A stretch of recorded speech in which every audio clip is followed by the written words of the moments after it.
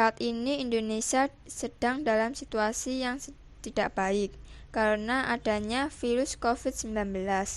Dampak negatif yang dirasakan rakyat bukan hanya masalah kesehatan, tapi ada juga para pekerja yang terkena PHK dan semua sekolahan yang diliburkan.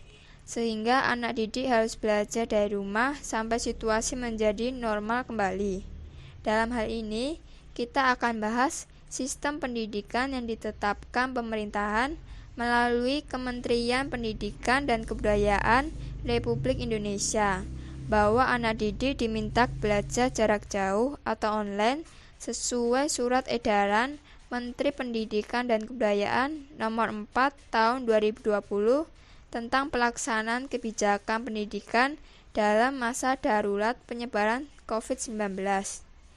Dalam hal ini, banyak orang yang menganggap kalau program ini efektif karena bisa menghindari penyebaran virus COVID-19 dan pembelajaran berada di bawah pengawas orang tua. Dan siswa dan guru juga lebih tahu tentang teknologi. Tapi ada juga loh yang menganggap ini tidak efektif karena adanya keterbatasan teknologi, jaringan internet, kuota internet, dan yang lainnya. PJJ itu merupakan suatu hal yang baru, sistem yang baru, dan ini belum bisa dikatakan sepenuhnya efektif. Masih banyak sekali hal yang harus diadaptasi dan juga diperbaiki. Nah, memang dalam PJJ siswa belajar di rumah itu merasa bosan, kemudian guru juga harus menemukan cara yang benar-benar bisa untuk menyampaikan materi pembelajarannya dengan baik dan semenarik mungkin sehingga bisa memicu kemampuan untuk berpikir kritis dan anak itu berpikir kreatif. Nah, maka dari itu penting sekali yang namanya pendampingan selama pembelajaran jarak jauh ini agar semuanya itu terlaksana secara efektif. Ya, pendampingan dari guru punya peran yang sangat besar sekali di sini. Yang penting dalam sistem pelajaran yang kita hadapi sekarang ini itu semuanya dapat berjalan, kemudian ilmu yang disampaikan guru kepada siswa itu bisa tersampaikan dengan baik sehingga PJJ itu benar-benar menjadi suatu hal yang baik dan punya dampak besar terhadap masa depan siswa atau peserta didik. Ada juga hal yang membuat program pembelajaran jarak jauh ini kurang efektif bagi para siswa, terutama siswa yang baru naik ke jenjang yang lebih tinggi, seperti dari SD ke SMP. Hal itu dikarenakan akan banyak siswa yang sulit menangkap pembelajaran yang disampaikan oleh guru barunya di sekolah. Apalagi pelajaran SD dengan SMP sangatlah berbeda jauh dan akan terasa sangat sulit bagi siswa dalam memahami pelajaran yang akan diajarkan oleh guru saat pembelajaran online. Di Indonesia, mungkin masih banyak anak sekolah yang tidak mempunyai teknologi yang mendukung dalam pembelajaran online, seperti handphone, laptop, dan yang lainnya. Hal itu yang membuat banyak siswa menjadi terhambat dalam mengikuti pembelajaran online. Apalagi situasi kondisi ekonomi keluarga yang sedang tidak stabil karena pandemik saat ini.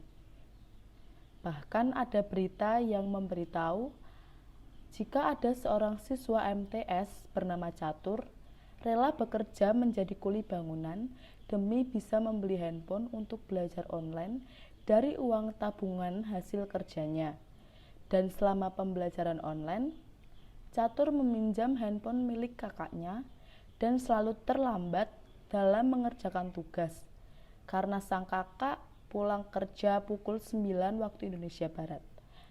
Hal itu mungkin terjadi karena kondisi ekonomi keluarga yang tidak stabil, yang akhirnya terpaksa bekerja agar bisa mengikuti proses belajar online. Ada juga seorang siswa yang belajar jarak jauhnya menggunakan Honey Talkie. Untuk masalah fasilitas, ini sangat penting sekali keterbukaan antara pihak siswa atau keluarga siswa dengan sekolah. Ya, jadi agar pemenuhan fasilitas ini juga ada dan pembelajaran jarak jauh itu bisa terlaksana baik, ini yang penting sekali, yang didasari utamanya adalah komunikasi. Dan komunikasi yang baik, saya rasa pihak sekolah itu juga akan memberikan solusi yang sesuai sehingga anak itu mendapatkan haknya untuk belajar selama pembelajaran jarak jauh seperti saat ini. Masalah kedua, ada jaringan internet. Jaringan internet di Indonesia belum sepenuhnya terbagi secara rata di seluruh wilayah Indonesia loh. Banyak anak sekolah, terutama di daerah terpelosok dan tertinggal, yang belum terpancar jaringan yang bagus saat belajar online. Dan saat para siswa belajar online tiba-tiba terputus karena jaringannya yang mungkin tidak sampai dan membuat pelajaran terhambat. Masalah yang ketiga yaitu kuota internet. Saat belajar online seperti ini, pastinya menggunakan beberapa aplikasi dong untuk mendukung proses belajar mengajar, seperti Google Classroom, Microsoft 365, Zoom, dan banyak yang lainnya. Yang pasti aplikasi-aplikasi tersebut menggunakan kuota. Karena keterbatasan kuota ini berujung terhambatnya, proses belajar online yang dilakukan para siswa akan semakin kompleks. Banyak orang tua juga yang berusaha untuk membelikan anaknya kuota internet agar anaknya tetap bisa belajar dengan baik, meskipun di kondisi saat ini banyak juga orang tua yang mengalami pemutusan kerja. Dan sebagai orang tua, mereka tetap berusaha karena itu sudah menjadi tugas mereka saat memutuskan hidup berkeluarga. Bahkan ada bocah umur 12 tahun yang berjualan cilok demi membeli kuota internet untuk belajar online loh. Dan di sini ada data yang menunjukkan bahwa ada peningkatan penggunaan internet lebih tinggi pada tahun 2020 ini.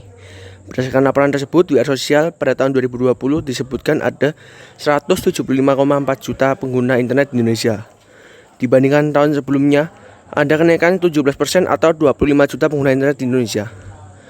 Persentase penggunaan internet yang punya masing-masing jenis perangkat, diantaranya mobil pun ada 96%, smartphone ada 94%, non-smartphone mobile pun ada 21%, laptop atau komputer desktop ada 66%, tablet ada 23%, konsol game ada 16%, hingga virtual reality device ada 5,1%.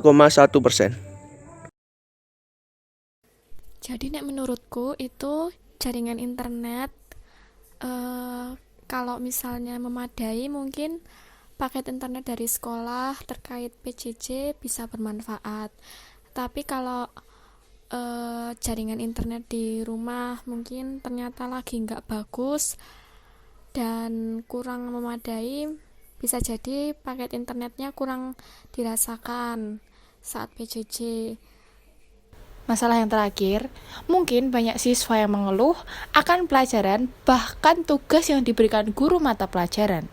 Selama belajar online ini, banyak siswa yang mengeluh dengan materi yang disampaikan oleh guru mata pelajaran, mungkin karena ada beberapa materi yang sulit dijelaskan secara online, apalagi bagi para siswa yang masuk ke jenjang lebih tinggi yang merasa kesulitan memahami materi yang diberikan oleh guru, karena pelajarannya berbeda saat di sekolahnya dulu. Selain itu juga ada yang mengeluh karena tugas yang diberikan oleh guru terlalu banyak dan akhirnya menumpuk deh, sehingga membebani para siswa.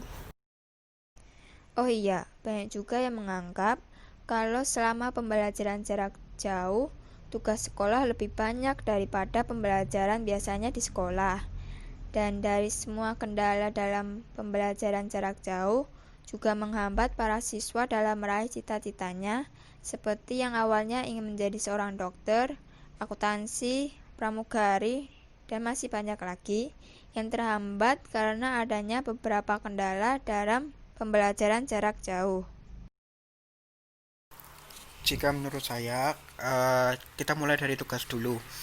Kalau tugas itu sebenarnya yang memberatkan siswa menurut saya tuh kalau ada tugas seperti membuat video atau tugas-tugas yang dalam tanda kutip bisa kita bilang tuh sebenarnya tidak terlalu berat, tapi lumayan banyak. Tapi deadline-nya tuh selalu dimepet-mepetkan. Itu tuh membuat kita tidak maksimal mengerjakan tugas. Mungkin bisa, ya, tapi deadline-nya terlalu cepat itu membuat tugas-tugas kita tuh tidak maksimal gitu loh nilainya, dan kita nggak bisa mengerahkan seluruh kemampuan kita. Jadi yang penting asal terisi saja.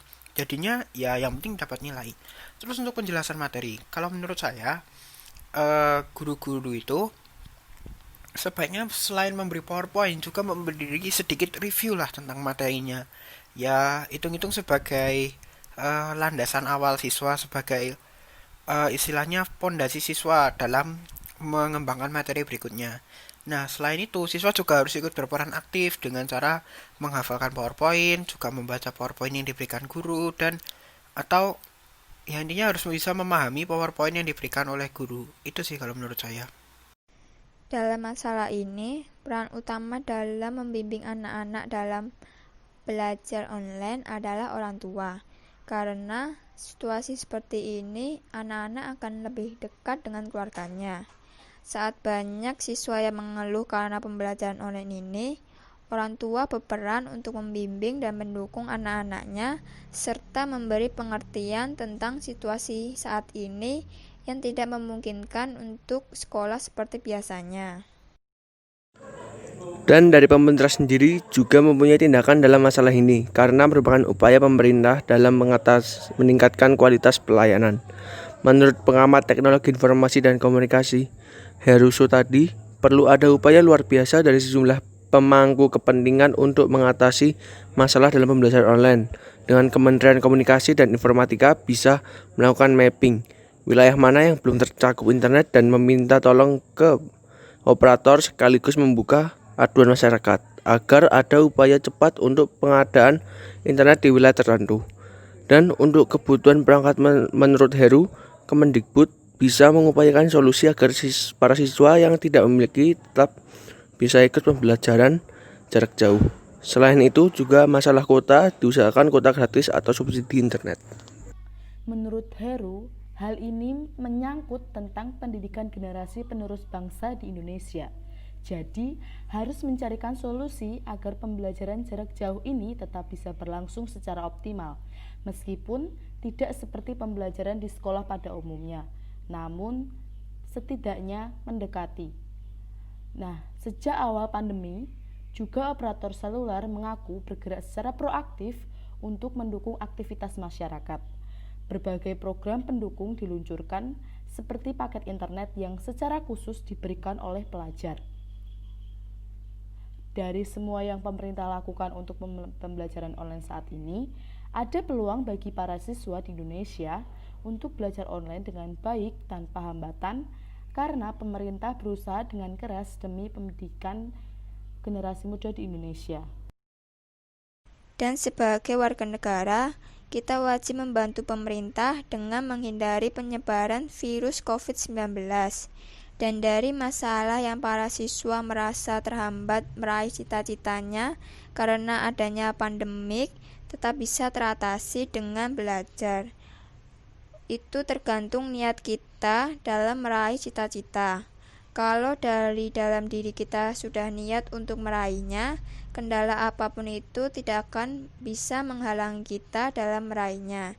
Jadi kita harus tetap semangat meskipun dalam situasi yang tidak baik seperti saat ini. Di sini kami menyediakan sebuah gambar dengan caption, "The elementary school students search an internet signal when follow online learning on Bukit Temulawak, Yogyakarta on Friday, May 8, 2020 because the location too high, so the signal is weak